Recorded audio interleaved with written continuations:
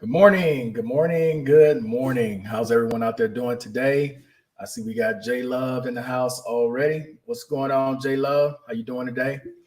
All right. So with that being said, guys, I want to start with these questions and comments that were left behind, the most recent ones, and let's go ahead and get started. So I have one here that was just left a couple of hours ago. And it goes as follow, and I responded back to the comments. I usually respond to the comments as well as when I bring it on, so that individual, in case they don't watch, they'll be able to read what I wrote in the comment section. So it says, so us veterans with tours are wasting money on the retirement visa. Okay, now this is referring to the video I did, which was a recap of the visa situation here in Colombia, where I had the lawyer speak upon veterans who have high mental health ratings, the chances of you getting a visa, what the visa types are now, and even the visa that I have. And I mentioned this last year before this new rule went into effect, that this visa will no longer lead to residency.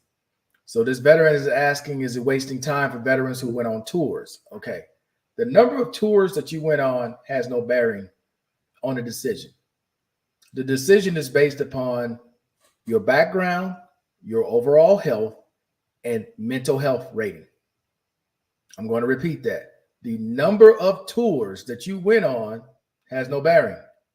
What has a bearing is your background, your overall health, and your mental health rating, if you have one.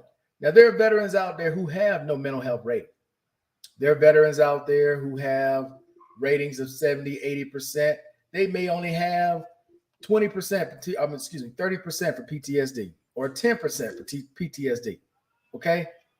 So, and they may have done 3 or 4 tours. So the number of tours that you went on has no bearings. Each veteran is different. You may have gone on one tour and you suffer from PTSD and you rated at 100%, where another veteran may have gone on 5 tours and they're only rated at 50% for PTSD. Totally different situations. Okay. So the number of tours has no bearing. It's your background, your overall health, and your mental health rating. Those are the factors there when it comes to that. Then, as far as a retirement visa goes, it all depends on what visa you qualify for. If you only qualify for the Retista visa, which is the visa I have, which is the M visa, that visa no longer has a path to citizenship. The retirement visa still offers a path to citizenship if you qualify for it. But all these visas, as was explained in the video, have now changed. All right. So hopefully that's clear. Let's see. I don't understand why so many individuals are bent on living in Colombia. There are so many other countries in the world just as nice. Yeah, I don't understand that either. I don't know. I mean, it's a great country. It's a beautiful country. There's nice people here. There's great places to visit and everything. But I could say that about 10 other places that I've been, right? Now it fit for me because of what I was doing and really what's keeping me here, quite honestly, because if it wasn't for Erica, I would be back in the States. I'm just going to keep it 100. If I wasn't in a relationship with her, I'm not as close as I am to getting residency. I probably would have gone back to the States, especially if I would have missed the window I had where my time still counts. And let's say my visa expires in January of this year and my time no longer counts to a residency. Oh, I'd have gone back to the States without a doubt. That's just keeping it 100. What's going on, Barry? How you doing? All right, so let me get to the next question, which is, okay, this is a question that I did about somatic symptom disorder, lifestyle impact claim. So it says, would it be better to go to a VA to schedule an appointment with mental health, or should I go to my outside provider? And does this have to be secondary to an already service-connected disability, or can it be on its own claim? Okay, number one, if you feel that you need help mental health wise, it doesn't really matter if you see your outside facility or if you want to see someone at the VA. Okay. That has no bearing, right? If you need help, you need help. It doesn't matter if you see your outside doctor or if you see a VA doctor. Go get the help you need. That's number one. Number two, it does not have to be related to a service connected disability if you suffer from something that happened in service. That could be standing on its own. In that video, I tried to explain the difference, right? Let's say that you're someone who has no mental health rating at all, but you have all kinds of issues that are causing you sleepless nights, keeping you up at night, worried about your family. That's mental health, okay? You could be suffering from depression because of your disabilities or a number of disorders because of your disabilities. That's one thing.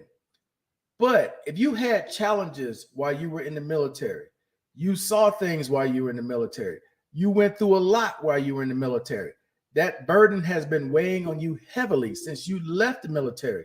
That's something that happened in service. That's a standalone. That's not something that you need to try to tie to a disability you already got. Only you know the answer to those questions. But to the heart of your question, does it matter? No. If you need help, number one, whether you get service connected or not, go get the help you need. That's number one priority. If you have issues, go get help. All right. Let's move to the next one. This says, this was for the TDIU, Veterans Affairs, TDIU, and working full time. This says, thanks for clarifying, my brother. I'm TDIU and do voluntary outreach 1 to 4 days a month. The director wants to pay me, and I got mixed answers, even from a VA rep. I was told under the poverty level I was good, but still got to be informed. When I step forward and want to keep this while I healed up. Thanks again. Okay, I've said this, and I even said this in the video. Go verify what I'm telling you. Don't just say, oh, this guy online said, no. I always tell you guys, go to the source, which is the VA. I give you information from the VA. I give you information from experience, but I always tell you to go verify. I'm not the one making the decision whether or not you get to keep your TDIU, what you're doing is legal. You need to go to the VA, explain what it is you're trying to do, and then go off what they tell you, not what someone online is telling you, because they're the one that makes the decision, not me or anybody else online. None of these lawyers make the decision. The Department of Veterans Affairs is the one that makes the decision.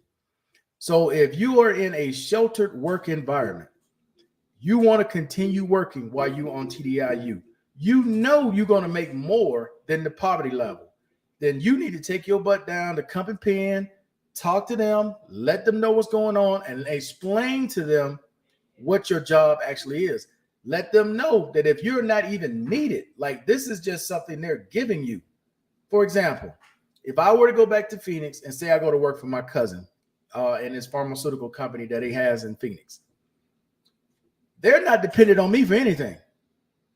We've already talked about this. I was like, dude, if I come back to Phoenix and say I'm bored and I just want to do something at your office, he's like, yeah, we'll have you, print some copies, or we'll have you answer a couple of phone calls, but I'm not doing anything vital. I'm not a vital member for the company. Nothing that I do is something that they rely on. So if I don't show up, he ain't here today. If I do show up, I will find him something to do, right? That's what a sheltered work environment is, right? I'm not relied on anything. And anytime I need to leave, say I got my back is killing me, I need to go lay down, I can just leave, right? I'm not on a specific schedule. I'm not on a specific time. This is just family giving me something to do. That's it, period. But if you're relied upon on this job, like you got to be there, because if you're not there, this part doesn't function. That's not a sheltered work environment. Understand the difference. I think people get that confused. If you're a manager at a job and they need you there every day, that's not sheltered work. But if you just show up and they wouldn't care if you showed up or not, that's sheltered work, because you're not a valuable part of the team. All right. let's go to the next one. This is the same thing that I just explained. And then we got the CNP exam update. Yeah, you can do your CNP exams overseas. Not an issue. Matter of fact, I got one in a couple of days. And just let me just say this real quick too, because I keep having these CNP exams, right? First of all, I'm not filing claims. The VA will send me to a CNP exam based upon medical records that they got from here that I put into the system. So if they see something that has gotten worse, and some of you all have had this, they will occasionally send you to a CNP because they're like, wait a minute, this has gotten this bad. Okay, if it's gotten this bad, then let's have somebody look at this and send this in, and then we may possibly do something about this. So that's basically what's happening with me on my right leg. And I talked to Mike about this, right? On my right leg, in the front of my right leg, below my calf. I'm sorry, yeah, below where my calf is and above my ankle, for whatever reason, it will go numb. Just the front part of my leg will just go numb. I have no sensation. And it may last anywhere from a day, sometimes 2 days, and then all of a sudden it'll just come back. And nobody has an explanation of why. So now I'm going to an exam where they want to check my back again, right? Because of the nerve issues in my lower back. So that's something I got to go do. But when you're living overseas, this is why I tell you guys, keep a copy of your records and upload your information to the Department of Veterans Affairs. It does two things. It keeps the VA informed of your overall health. And if Social Security comes for a CDR, your information is already in the VA records. You ain't got to get these people here to send nothing to Social Security. That's why I do it. Okay. Where are we on here? I have one more. And of course, it's from Mr. Brown. What's up, Mr. Brown? How you doing? Let's say. This was a question. Oh, okay. I did this video on Saturday morning, and I think we were talking about living abroad. And then this question came up from Mr. Brown. What about the quality of life living abroad compared to living in the USA? Now, this is an excellent question for several reasons, all right? And I'm going to boil it down to one simple thing: money. Money. Let me explain. I made a statement, and I don't think a lot of people caught on to what I was saying, which is this. A lot of people from the United States who live in a different country have never really experienced the United States. And a lot of people didn't quite understand what I mean by that. This is what I mean. Whenever someone goes to a developing country and they say, well, my quality of living is much better here than it was in America. Why is that? Money. Look up the definition of quality of living. Quality of living is based on three factors, right? According to the dictionary, three factors: health, comfort, happiness. Those are the three qualities of living. Out of those three qualities of living, what's the one common factor? Money. Money. Except happiness. I'll leave happiness out. Happiness is something that's just based on individual things, right? But if the same people who say they live better in a foreign country than they live in the United States of America had the same amount of money equal to what they have in that foreign country, they would never leave America. I'm going to repeat that. If the same individuals who say they live so much better in a developing country than in a first world country like the United States of America, it's because of money. Because if you reverse the roles, if you take away their American dollar and they lived in that country on equal to what that country would have based upon their current salary, they wouldn't feel that way. Guarantee you they wouldn't. Guarantee you they would not, because they would not be able to do everything that they can do right now because of the US dollar. You ain't got to take my word for it. Look at any video on YouTube, put in quality of life. The first thing people always mention when they talk about quality of life is money. It is more affordable here in this country than it is in America. That's the first thing you hear. Has nothing to do with anything else because, quite honestly, in these countries, like here in Colombia, they're at least 10, 12 years behind on damn near everything.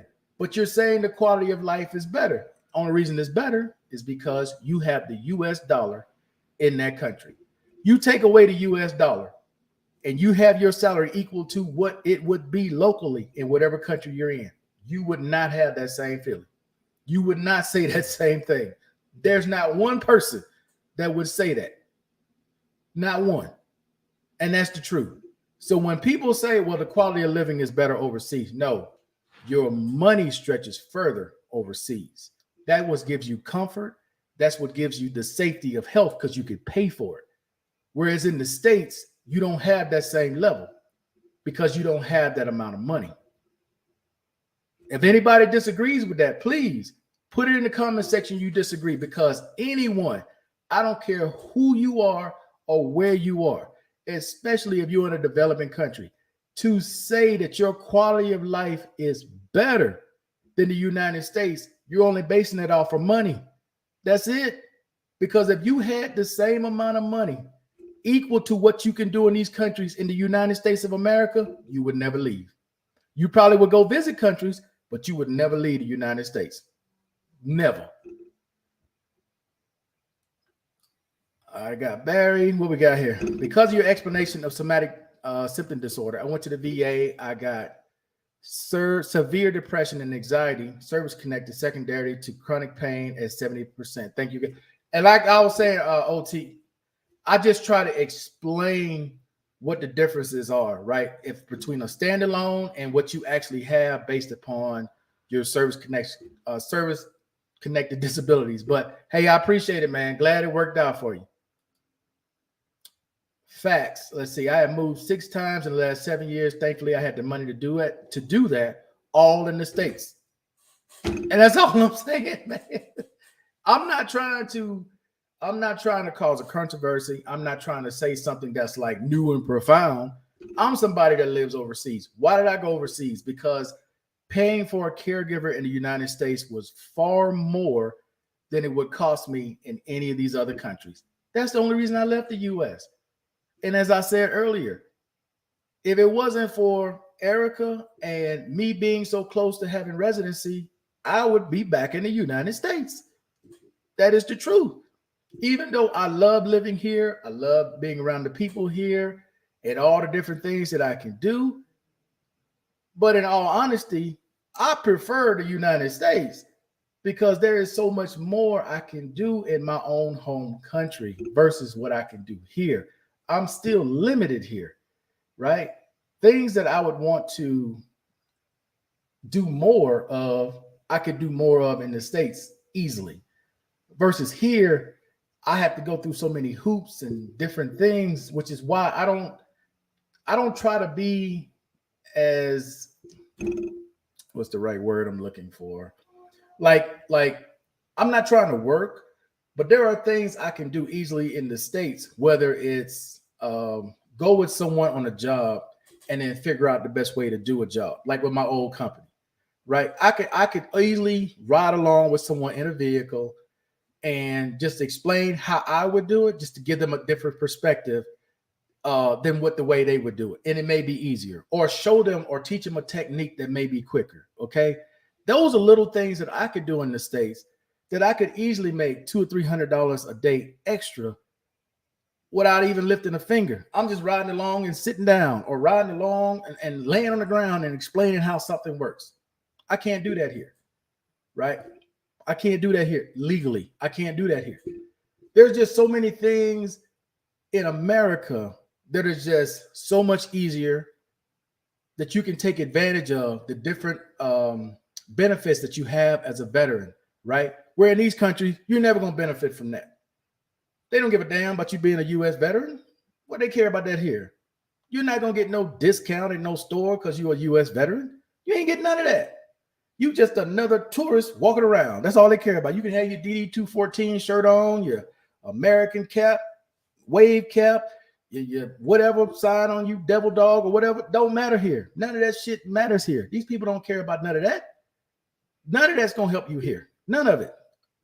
But in America, it does.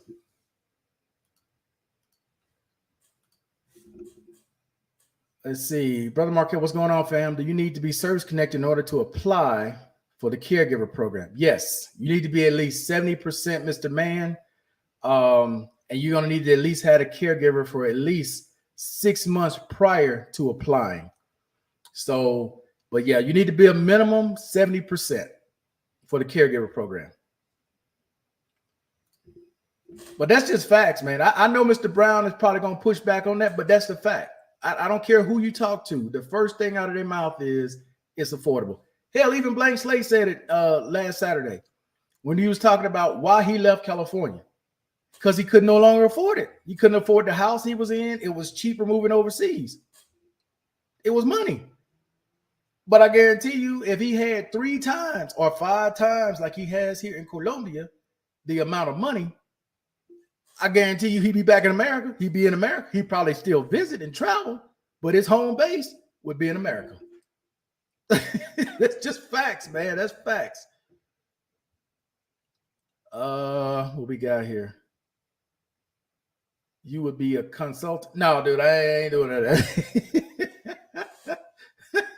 Oh, you talking about for the company? Yeah, I'll be a consultant for the company. But again, like for example, right? I always talk to people back in the States because at some point I'm going back. And it's like, okay, so what you gonna do when you get back? Because your life is going to change dramatically from the life that I have here, right? Things are going to be different. I know way more people. I have way more opportunities to do different things. Even though I'm limited on what I can do, I still have more opportunities.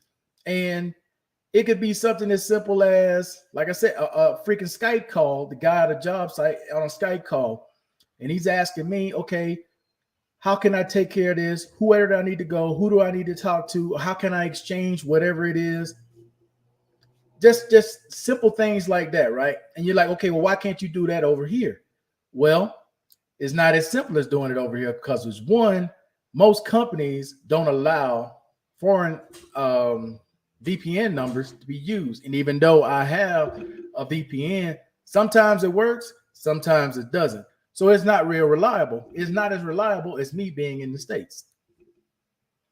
That's just a fact. Sometimes there are so many different things that you can do in the States that we never really think of, that we don't take advantage of. But when you overseas, you realize, damn, if I was in America, man, I could do this like that. Whereas here, it may take 3 months. You may have to jump through some hoops. You may not be able to get it done at all. It's just the way it is. It's just the way it is. So when people say quality of life overall, they're basically talking about money. Money allows people to do a lot more in these countries than they could ever do in their home country. I'm not saying all, but the vast majority of people, why they left America, is because where they're living in that foreign country, they couldn't afford to live in the same areas in America. They couldn't afford to do the same things in America. That's just facts. Is there a way I can take a class to be a rater, but not with the VA, if that makes sense? Again, yeah, I don't know of any other way to do that without going through the Department of Veterans Affairs, bro. Yeah, I don't know how you would do that without going through the Department of Veterans Affairs. Because when you go apply, and depending on your education level and your experience, you know, when you're applying for a job, they're going to put you in the best position according to what your skill set is, and then you can move up from there. But to think of a way to get that type of job without actually having experience working at the VA or training under the VA, yeah, I don't even know how that would work, to be quite honest with you. I don't know how that would work. All right, guys. So are there any other questions this morning? Any other questions? Hey, I want to thank everybody in the group chat who sends information. I know my man Barry was having a good time when I sent that text or that link that shows tiny houses. I had no idea you could buy a tiny house off Amazon. And then when I did more research about it, I see, and Barry sent this out about Tesla, but freaking Home Depot, Lowe's, all these places, they all sell tiny houses. I had no idea. And then when I was looking it up here in Colombia, they do the same thing. Like some of these houses that you think were like built, whatever way, those are prefabricated houses with all the big glass and all that shit. Prefabricated, man. They have companies here that do the same thing. I was totally out of the loop of that. I had no idea. So I got online, man, and just started researching and looking up stuff. And I see there's a lot of people that buy land and then they'll buy one of these prefabricated houses and stick it out there. And you don't know the difference. You can't even tell the difference, at least with the ones they have here. Now, the tiny houses, you can obviously tell the difference. Some look like a damn, what are those containers? Like those moving containers. They just put windows in them and whatnot. And I've seen a couple of them here. People use them as restaurants, right? They got like the tables outside, and then the whole inside is just like a kitchen and a bathroom. So, yeah, I see them around here and never really thought about what it was, but yeah, I guess tiny and Mr. Wayne, I give Mr. Wayne credit on this. Mr. Wayne spoke about this in the live stream. Tiny houses are the new thing. I didn't really know about tiny houses. I had known about van life, like a lot of people buying vans and U-Haul trucks, all kinds of different cargo vehicles, and turning those into a home. I saw a guy do that with a school bus. You transform a school bus into a nice luxury house. But I had no idea that like real tiny houses were a thing. Apparently they are. Let's see. I'm not looking for a job, but want the knowledge to help others retire for life here. I got you. Yeah, you want to understand how the rating system works with the VA and how they come up with the ratings that they come up with. Got it. I understand what you're saying. What's going on, Mr. Miles? How you doing today? All right, guys. So are there any other questions? Because those are all the questions that I had this morning. I wanted to come on and do that. And again, I'm going to try to do these 15, 30-minute live videos real quick. For those of you that asked about Bobby D was on last night. Shout out to my man Howard. He was on their chat as well. He's still transitioning from moving from the Philippines back to the States and getting it all together. And I wrote it in the live stream that I want him to come back on so he can talk about his changes and getting ready. And that's what I mean, guys, about me always being in contact with family and friends back in the States, because at some point I'm going to make that change and go back to America. But I at least want to get my residency here first. If not, stay on and just get my passport from this country, become a citizen and get a passport. That is my ultimate goal. Okay. Before I go back to the States. But that I've always said this. My plan is to go back to America. I love being here. I love being around the people. I love my situation here, dude. But it's just not America. It's great being here, the people and everything, but this is not United States. It's just not. All right. Are there any other questions? I get to my last 45 seconds here before I shut this down. Because if there are no other questions, man, I'm going to go ahead and shut this down. I'll see you guys tomorrow. I'm sure there'll be another set of questions. I'm sure Mr. Brown will come back with another question about this. But if you think about it honestly, guys, quality of living is basically money. That's what it boils down to. You either have it or you don't. The more money you got, the better your quality of life is going to be. Not saying money is everything, but money does make you comfortable. It's just what it is. All right, guys. So that's going to be it for now. I appreciate everybody watching as always. And until the next time, guys, I'm out. Peace. Enjoy the rest of your day.